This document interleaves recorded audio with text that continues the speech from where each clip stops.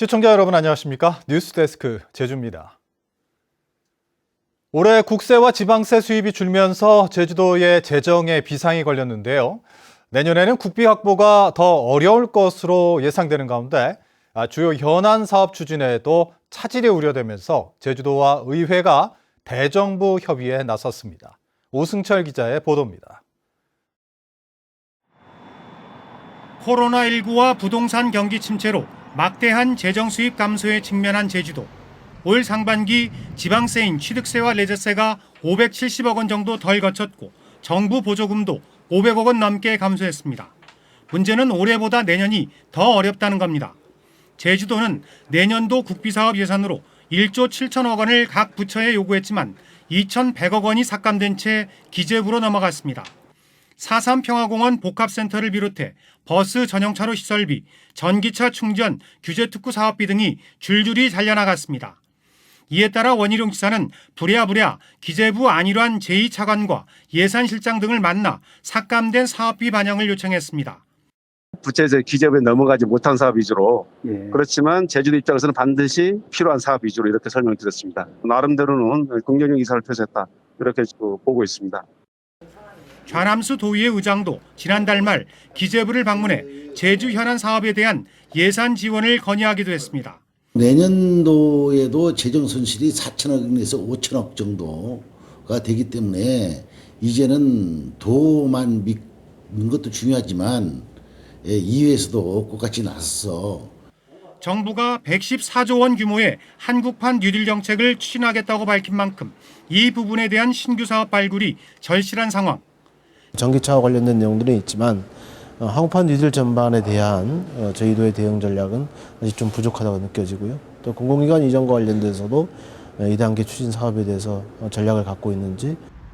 지방세 감소와 국비사업 축소, 재정 자립도 악화라는 삼중고가 예상되는 만큼 도와 의회, 지역국회의원의 공조가 어느 때보다 필요하다는 지적입니다.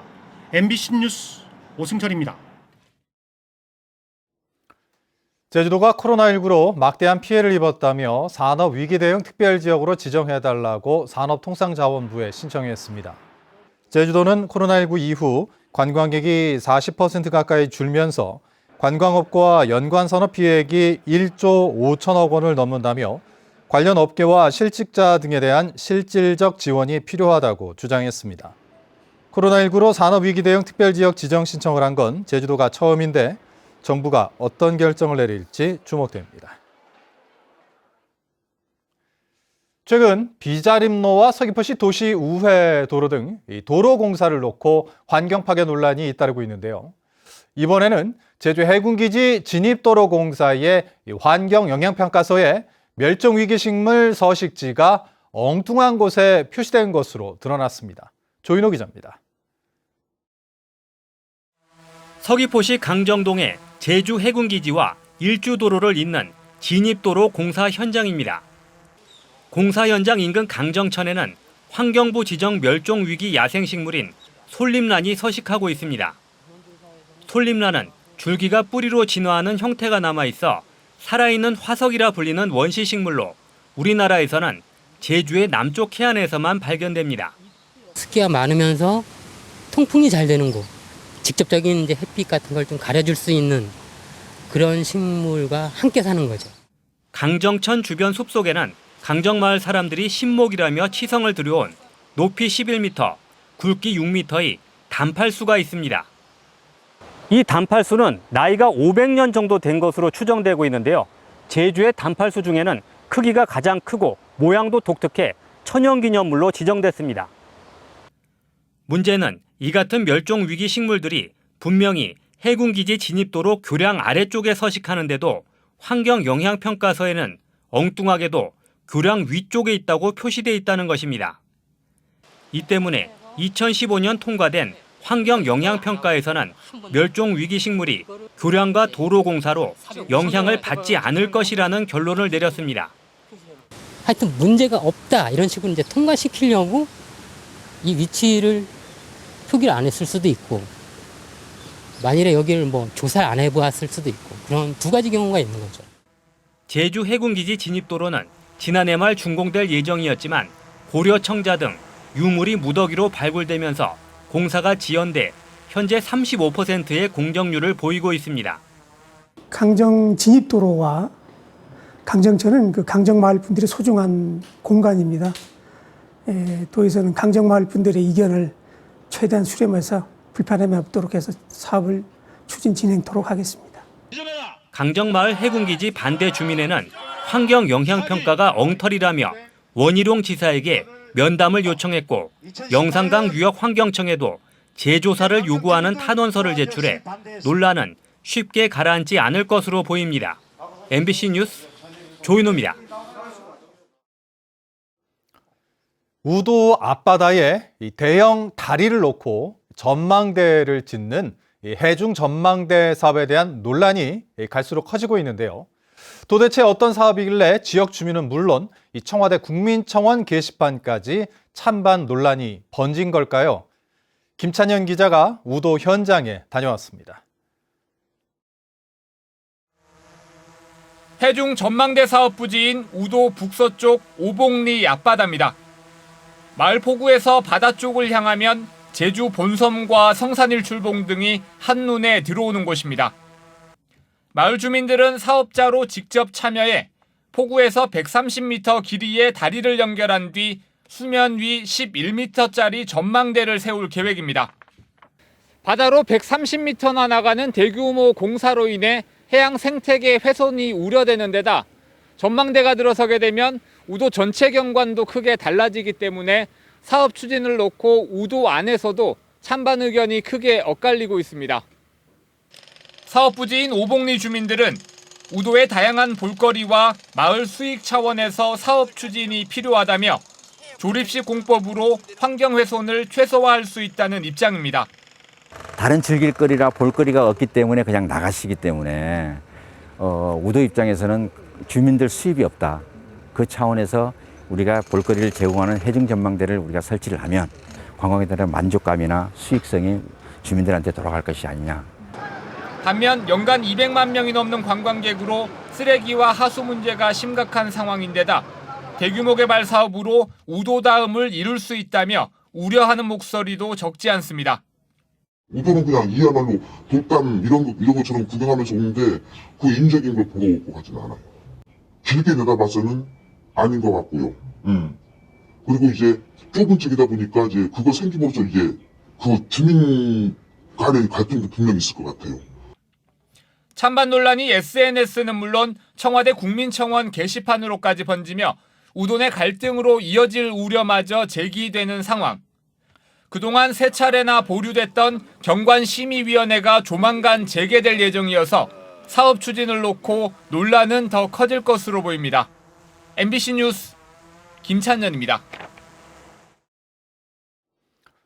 정의당은 오늘 국회에서 제2공항 반대단체와 간담회를 열고 제주의 2개의 공항은 필요 없다는 것이 밝혀졌고 도민의 뜻도 같다면서 정부는 제주 제2공항 건설을 중단해야 한다고 주장했습니다. 정의당 심상정 대표는 우려스러운 상황은 현 공항이 아니라 제주가 포화되는 것이라며 국토부가 전략 환경 영향평가 부실 의혹과 입지 타당성 문제에 책임 있게 해명하라고 촉구했습니다. 중부에는 폭우가 쏟아지고 있지만 제주는 요즘 덥다라는 말이 절로 나올 정도로 폭염이 기승을 부리고 있습니다. 이달 중순까지 찜통더위와 열대야가 밤낮으로 이어질 전망이어서 건강관리에 각별히 신경 쓰셔야겠습니다. 이소영 기자입니다. 검은 모래로 이름난 제주 삼양해수욕장. 피서객들이 바다로 뛰어듭니다. 시원한 바다에 몸을 담그고 튜브를 타며 더위를 날립니다. 연일 내린 폭우에 지친 관광객들은 제주의 찜통 더위가 반가울 정도입니다. 비만 계속 오다가 너무 더우니까 해변 오니까 애들 갑자기 물에 들어갔어요. 낮 한때 기온이 30도를 웃돌았는데요. 이 같은 폭염이 일주일 넘게 이어지는 데다 습도까지 높아 체감 온도를 연일 끌어올리고 있습니다. 선풍기 한 대로 찜통 더위를 버티는 시장 상인들의 얼굴엔 연신 땀이 흐르고 하루 종일 틀어. 안 틀으면 못 살아. 더워서. 선풍기 바람도 마시고 물도 마시고 그냥 손님에게 대화도 오고 그렇게 하면서 지내요. 그냥. 코로나19로 3개월 만에 다시 문을 연 경로당 무더위 쉼터에는 어르신들이 마스크를 쓰고 거리를 두고 앉아 한낮 더위를 피합니다. 더위에 시달려가지고 그렇게 못 견는데 여기에 오니까 아주 바람도 시원하고 아주 에어컨 틀어놓고 선풍기 틀어놓고 천국에 왔어요. 오늘 제주시 애월의 낮 최고 기온은 33도, 성산 30도, 서귀포 29.8도 등 산지와 추자를 제외한 전 지역에 폭염특보가 발효 중인 가운데 일주일째 30도 안팎의 찜통더위가 이어졌습니다. 더위는 밤에도 계속돼 제주시는 벌써 일주일 넘게 열대야가 이어지고 있습니다. 기상청은 북상 중인 제4호 태풍 하구피치 예상보다 더 중국 쪽으로 방향을 틀어 제주에 직접적인 영향을 주지 않겠다면서 제주는 이달 중순까지 폭염이 이어질 것으로 전망했습니다. MBC 뉴스 이소연입니다. 여름철 관광 성수기에 접어들면서 제주 방문 관광객이 작년 수준을 회복했습니다. 제주도 관광협회에 따르면 주말인 지난달 31일부터 어제까지 사흘 동안 제주를 찾은 관광객은 13만 9천여 명으로 지난해 같은 기간의 93%를 기록했습니다. 이 가운데 내국인 관광객은 13만 8천 명으로 지난해보다 4천여 명 늘어 사실상 코로나19 이전 수준을 회복했습니다.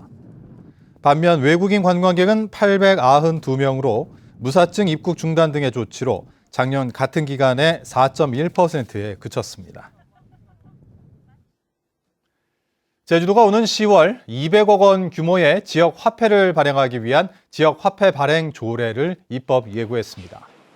지역 화폐는 대형마트와 유흥업소를 제외한 도내 가맹점에서 사용할 수 있는 카드와 모바일 전자상품권 형태로 발행되며 사용자는 10% 할인된 금액으로 물품을 구입할 수 있습니다. 제주도는 오는 2022년까지 발행 규모를 3,700억 원으로 늘릴 계획입니다.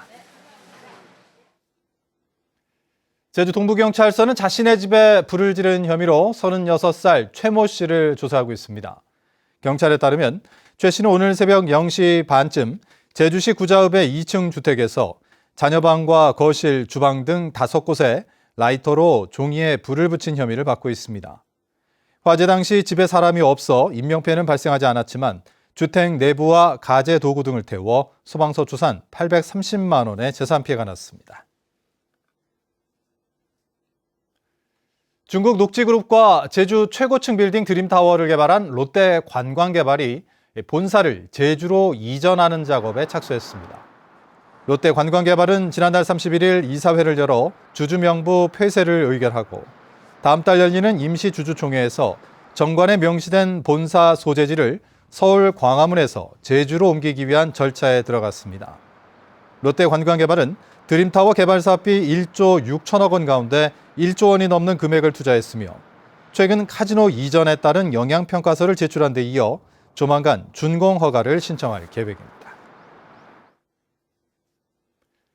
제주 감귤 박람회가 비대면 방식으로 개최됩니다. 제주도는 코로나19 확산 예방을 위해 오는 11월에 열리는 제주 감귤 박람회를 온라인 공간을 통한 비대면 방식으로 개최해야 한다고 밝혔습니다. 이에 따라 SNS 채널을 통해 개막식과 컨퍼런스, 가요제 등을 송출하고 수상감귤 전시관은 가상 체험으로 감귤 판매는 드라이브 스루 방식으로 운영됩니다. 제주시가 레저 스포츠 허가와 관리를 위한 관련법 제정을 건의했습니다. 안동우 제주시장은 오늘 오영훈 국회의원과의 정책 간담회에서 최근 짚라인과 레저용 사륜차 업체 4곳이 들어섰지만 등록과 설치 기준 등에 대한 법적 근거가 없다며 이에 대한 법령 제정을 요구했습니다. 또 국민체육센터 건립과 제주보육원 개축 등 6개 현안 사업의 국비 확보에 협조해달라고 요청했습니다. 제주시는 오는 11일에 송재호 의원과도 간담회를 열 예정입니다. 이상으로 뉴스데스크 제주를 마칩니다. 시청해주신 여러분 고맙습니다.